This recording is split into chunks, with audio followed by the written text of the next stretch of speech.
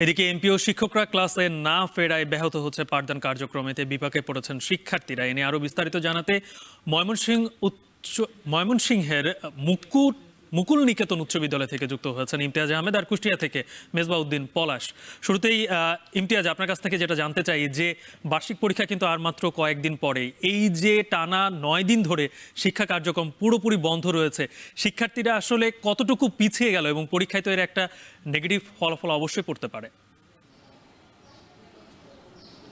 গালিব, আপনি ঠিকই বলেছেন। একেবারে বার্ষিক পরীক্ষা খুব বেশি সময় কিন্তু নেই। আমরা দেখতে পাচ্ছি যে প্রায় শিক্ষকদের আন্দোলন 13তম দিন চলছে এবং এই প্রায় 13 দিন ধরেই কিন্তু ময়মনসিংহ অঞ্চলে যতগুলো বেসরকারি এমপিওভুক্ত শিক্ষা প্রতিষ্ঠান রয়েছে সবগুলো শিক্ষা প্রতিষ্ঠানের ক্লাসরুমগুলোতে কিন্তু তালা চলছে এবং অনেক শিক্ষার্থীরা, অভিভাবকরা মাঝে মাঝে এসে ঘুরে যাচ্ছেন। আসলে এর কি সমাধান হবে বা কখন শিক্ষার্থীরা ক্লাসে ফিরবেন আসলে কেউ কিছু বলতে পারছে না। আমরা ময়মনসিংহের নগরীর মুকুল নিকেতন উচ্চ বিদ্যালয় রয়েছে, এখানে প্রায় 3800 শিক্ষার্থী রয়েছে এবং 70 জনের মতো শিক্ষক রয়েছে। তারা কিন্তু এই যে কেন্দ্র ঘোষিত কর্মসূচি অনুযায়ী তারা কিন্তু কোনো ধরনের ক্লাস নিচ্ছেন না, তারা ক্লাসরুমে বসে আছেন এবং একাংশ আন্দোলনে যোগদান করেছেন। এবং তারা যেটা বলছেন যে তাদের যে ন্যায্য দাবি, যে 20% বাড়ি ভাড়া, 1500 টাকা চিকিৎসা ভাতা এবং সেই সাথে 75% তাদের যে উৎসব ভাতা বা বোনাস, সেই বিষয়টি নিশ্চিত না হওয়া পর্যন্ত আসলে তারা আসলে কর্মে ফিরবেন না। এবং আমরা জানি যে এর আগে অর্থ মন্ত্রণালয় শিক্ষকদের দাবির প্রেক্ষিতে মূল বেতনের 5% অর্থাৎ 2000 টাকা তাদের যে বাড়ি ভাড়া নির্ধারণ করেছে,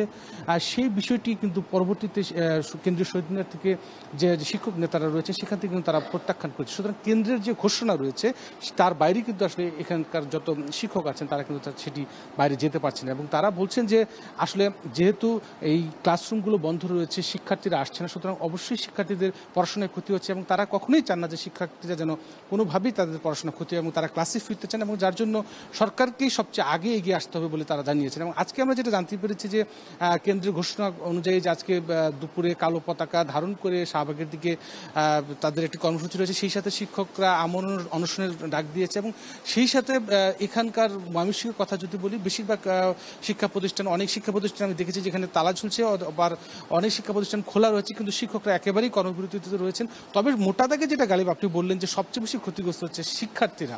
আসলে তারা আসলে যে সামনে যেহেতু বার্ষিক পরীক্ষা, ক্লাস পরীক্ষাগুলো তাদের বন্ধ রয়েছে, অনেক জায়গায় আমরা দেখতে পেরেছি যে ক্লাসের পরীক্ষার যে খাতাগুলো সেগুলো স্তূপ জমে আছে, একেবারে স্থবির হয়ে পড়েছে পুরো শিক্ষা কার্যক্রম ময়মনসিংহ অঞ্চলে, এটি নিশ্চিতভাবে বলা যায়। তবে শিক্ষকরা যেটা বারবারই বলছেন যে তাদের যে বর্তমান যে সমসাময়িক প্রেক্ষাপট, বাজার দর থেকে শুরু করে চিকিৎসার যে ব্যয় বাড়ছে, বাড়ি ভাড়ার যে ব্যয় বাড়ছে, তারা কোনোভাবে কুলিয়ে উঠতে পারছে না এবং এই যে একটা বৈষম্য সরকারি এবং বেসরকারি এমপিভুক্ত শিক্ষকদের মাঝে বেতন কাঠামো এবং সুযোগ সুবিধা, এই বৈষম্যগুলো কিন্তু ক্লাসরুমেও প্রভাব পড়ছে, যার কারণে অনেক শিক্ষার্থী দেখা গেছে অনেক শিক্ষকই কিন্তু তার মানসিক অবস্থার কারণে ক্লাসে সেইভাবে মনোযোগ দিতে পারছে না। সুতরাং তারা তাদের জায়গা থেকে বলছেন যে তাদের যে ন্যায্য দাবিগুলো রয়েছে সেগুলো মানার পর এবং কেন্দ্র ঘোষিত যে কর্মসূচি রয়েছে, কেন্দ্র থেকে যতক্ষণ পর্যন্ত তাদেরকে এই কর্মবিরতি প্রত্যাহার করার না আসার ঘোষণা দেওয়া হবে ততক্ষণ পর্যন্ত কিন্তু আসলে তারা কর্মবিরতিতে থাকবেন। তো সব মিলিয়ে বলা যায় যে গালিব ময়মনসিংহের শিক্ষা ব্যবস্থা একটু অনেকটাই আসলে স্থবির একটা অবস্থায় পড়েছে।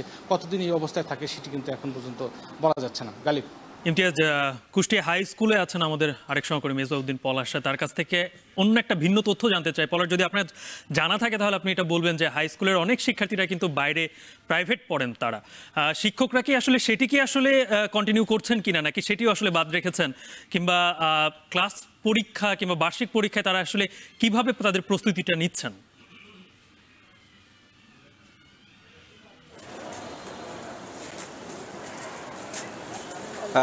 গালিব, যে প্রাইভেট যে পড়ার কথা যেটি বলছেন সেটিও কিন্তু এখন বাদ রয়েছে এবং এতে কিন্তু শিক্ষার্থীরা কিন্তু বেশ, তারা কিন্তু মানসিকভাবে কিন্তু বেশ বিপর্যস্ত, কেননা যে এই যে দীর্ঘ একটি সময় কিন্তু তারা কিন্তু ক্লাসের বাইরে রয়েছে এবং শিক্ষকরাও বলছেন যে তাদের দাবি না মানা হলে তারা ক্লাসে ফিরবেন না।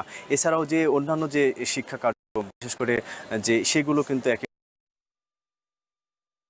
সকাল থেকে আমি বেশ কয়েকটি স্কুল ঘুরেছি এবং মাদ্রাসা যে মেনেই কিন্তু কিন্তু তারা যে বিদ্যালয় এবং শিক্ষার্থীরা কলেজ যারা রয়েছেন তারা কিন্তু ঠিকই নিয়ম মেনে কিন্তু তারা যে বিদ্যালয় এবং কলেজ এবং মাদ্রাসাগুলোতে এসেছেন, কিন্তু তাদের যে ক্লাস হচ্ছে না, তারা বলছেন যে স্কুলে এসে যে শুধু সময়টাই আসলে নষ্ট হচ্ছে, কিন্তু তারা তাদের যে শিক্ষা কার্যক্রমের যে বিষয়টি সেটি আসলে না হওয়াতে তারা কিন্তু বেশ বিপাকে পড়েছেন। এবং এই নিয়ে কিন্তু অভিভাবকরাও বেশ অসন্তোষ প্রকাশ করেছেন। তারা বলছেন যে শিক্ষকদের যে ন্যায্য দাবি, সেই দাবিটি দ্রুত মেনে না নিলে কিন্তু শিক্ষার্থীদের কিন্তু এটা ক্ষতির মুখে পড়তে হবে। সামনে যে পরীক্ষা সহ আসলে অন্যান্য যে শিক্ষা কার্যক্রমে সেক্ষেত্রে কিন্তু তারা অমনোযোগী হচ্ছে, এবং এই প্রভাবটা কিন্তু যে শিক্ষা ব্যবস্থায় কিন্তু সেটি আসলে বলছেন যে তারা যে কেন্দ্রে যারা ঢাকাতে যারা আন্দোলন করছেন তাদের সাথে নিয়মিত ঢাকাতে যারা আন্দোলন করছেন তাদের সাথে নিয়মিত যোগাযোগ রাখছেন, তারা খোঁজখবর রাখছেন, তারা যে নির্দেশনা দিচ্ছেন সেই এমপিভুক্ত শিক্ষকদের আন্দোলনের কারণে সারা দেশেই শিক্ষা কার্যক্রম একেবারে স্থবির হয়ে পড়েছে এবং এখানে সবথেকে বেশি ক্ষতিগ্রস্ত হচ্ছেন শিক্ষার্থীরা। এ বিষয়ে নিয়ে বিস্তারিত জানাচ্ছিলেন আমাদের দুই সহকর্মী।